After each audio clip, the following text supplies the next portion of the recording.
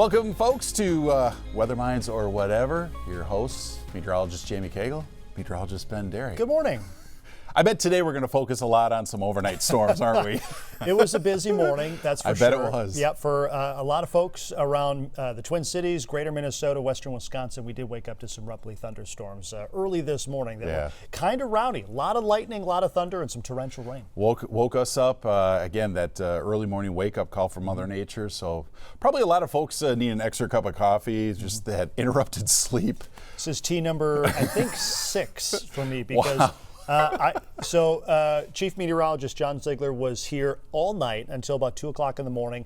Then I came in a little bit earlier than usual. We did a handoff. We did a quick, discussion of what was happening.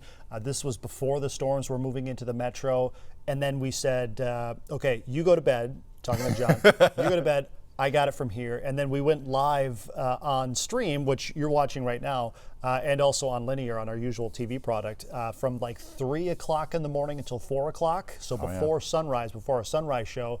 And we tracked those thunderstorms as they moved into the Twin Cities metro. That did produce some sporadic wind damage. Yeah, those overnight storms are tough. First of all, again, you're watching storms. You don't have any sort of daylight to kind of see anything through cameras. Yeah, and not a whole lot of reports, right? Exactly. And then, then you have that handoff. Someone's staying up really, really late. Someone's getting in really, really early. Yeah. And then the other thing is who's awake at that time? So you may be talking to some people, and you're covering, you're doing just what you're supposed to do, and then you think to yourself, who's watching me? Everyone might just roll over and go back to bed, but certainly it's a service that we provide, we take very serious.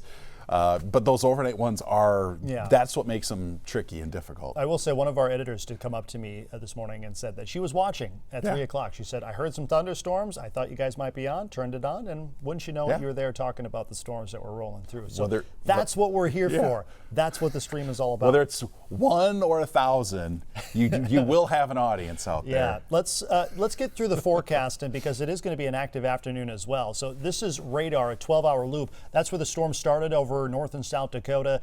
They got pretty rowdy out there, and especially western Minnesota, where we saw the bulk of the severe wind gusts. And then between about 2:30, 4 o'clock, those storms rumbled through the Twin Cities metro, and you can see some lingering showers through the middle part of the day. This is the look at the storm reports that we saw. Notice most of them are out over the Dakotas, but western Minnesota saw some strong winds as well, ranging between 60 and even 80 plus miles per hour.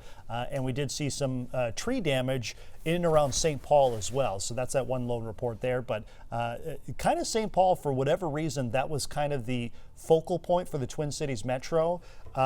We didn't see widespread tree damage. It was pretty localized. But at one point this morning, we had over 70,000 people across Minnesota without power, and most of those, the bulk of those, happen to be in Ramsey County. So that's why St. Paul waking up in the dark. These were the peak reported wind gusts out towards Madison, the far western part of the state, an 83-mile-per-hour gust. Imagine if that tore through the Twin Cities. That would be nuts. Glenwood 74 miles per hour, Alexandria 64, and kind of unofficially, MSP Airport had a 61-mile-per-hour gust. They had a little blip in their data, so we didn't see exactly how strong the wind was, but certainly it makes sense that we saw a localized strong wind gust at MSP.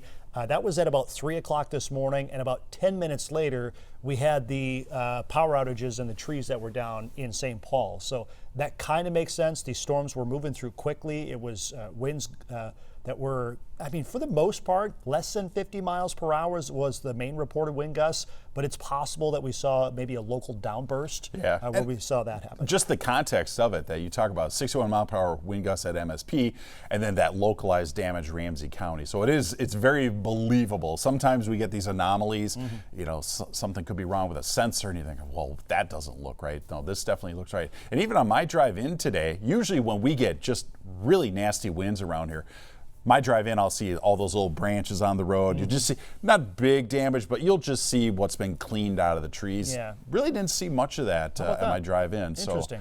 And we're not done with the severe weather. This right here is a map that's highlighting areas with the best chance for severe weather later today. Areas in orange, that's where the greatest risk lies. That's an enhanced risk for severe weather. It includes extreme eastern and southeastern Minnesota and most of Wisconsin. The yellow shaded area is a slight risk. and the green is a marginal risk. So you can see the greatest threat is far eastern Minnesota and into Wisconsin.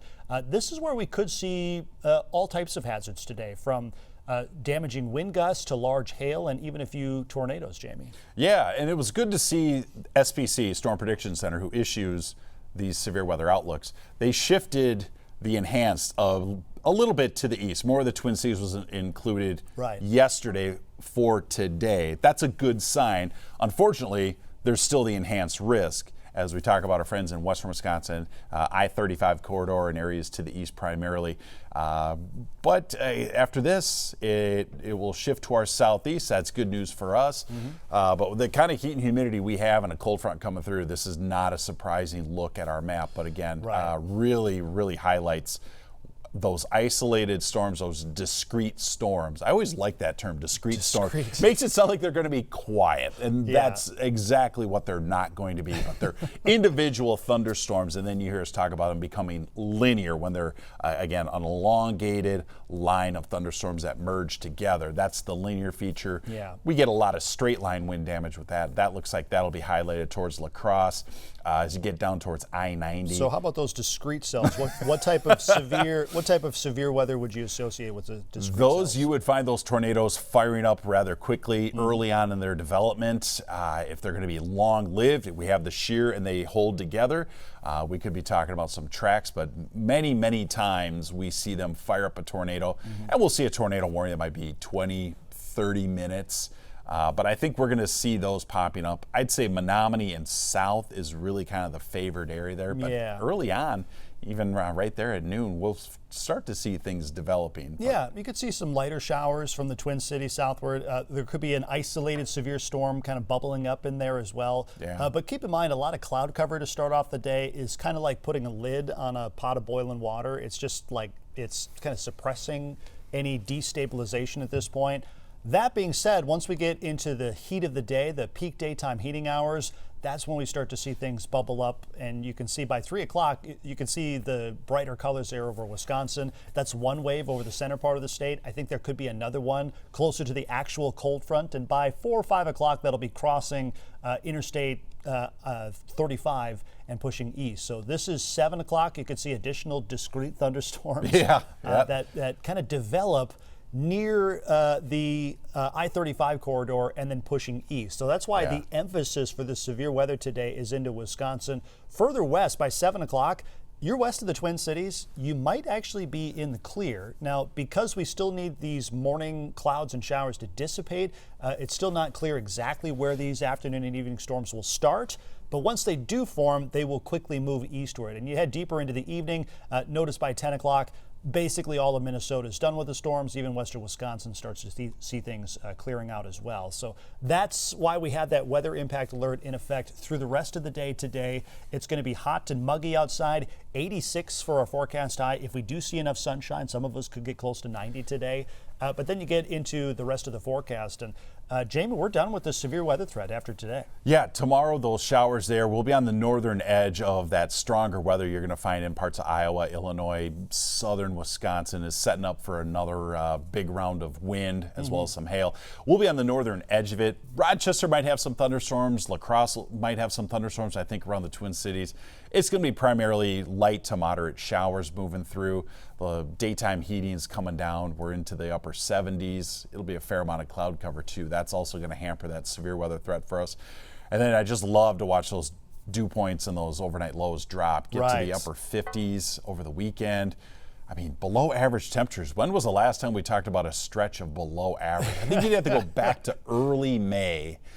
I think maybe the third week we had a few days in there too. But it was kind of up and down over the month of May. I did look at this recently. The last day we had that was cooler than 80 was May 31st. So the last day of May. That was kind of one of those weird days where, you know, it was a lot rainier than originally forecast, and that kept our temperatures a lot cooler. And that's why we have Thursday being a little cooler as well.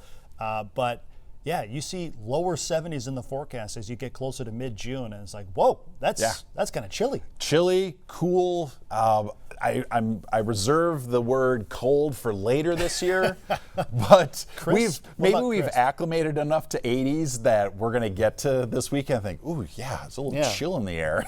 Is it fall already?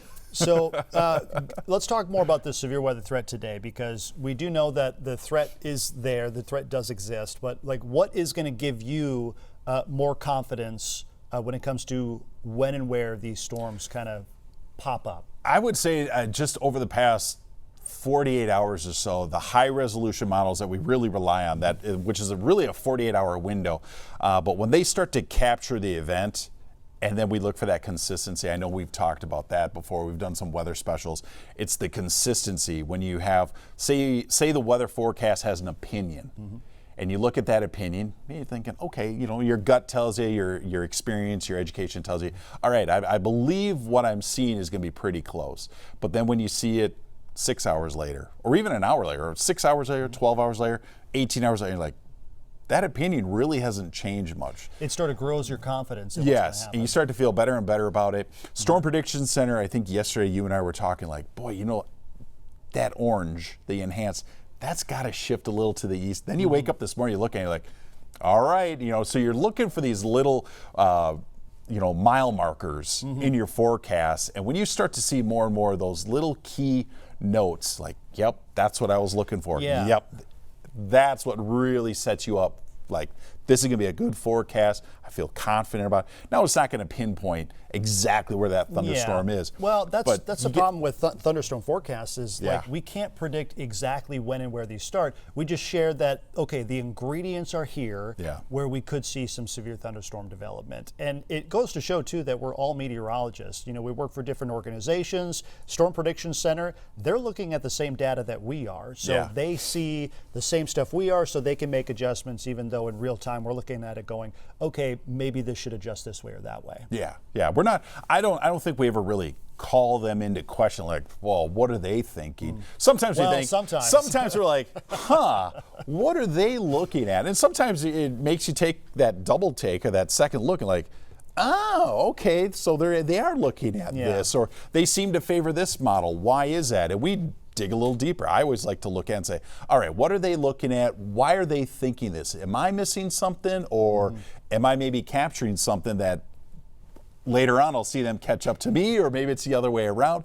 It's what makes this job fun. It can make it very challenging, but again, it's kind of what drives you to do this forecasting. But yeah, they provide a product that we use, and then we are going to take that and we're going to provide a product that you use. Yeah, that's right. And speaking of a product we use, we do have that weather impact alert that's in effect for the rest of the afternoon today. Let's go ahead and take those graphics again, and we'll show like kind of this is what it looked like. This is the weather impact alert, beg your pardon. So we had that early morning round of thunderstorms, and now we expect that second round to develop later this afternoon and into the evening. So the emphasis is far eastern Minnesota, could include the Twin Cities, but mainly into western Wisconsin. What we do know is when the storms develop, they will quickly shift eastward. So they will move east into Wisconsin, and I'd say by the time we get to 8, 9 o'clock, everything's out of Minnesota and pushing out of our hair. But that being said, all hazards are possible, including the potential for tornadoes. This is that severe weather outlook map from the Storm Prediction Center. We mentioned the slight shift eastward in the enhanced risk, that orange category. That includes less of the Twin Cities metro. But I think what might end up happening today is you see that yellow category, that's a slight risk.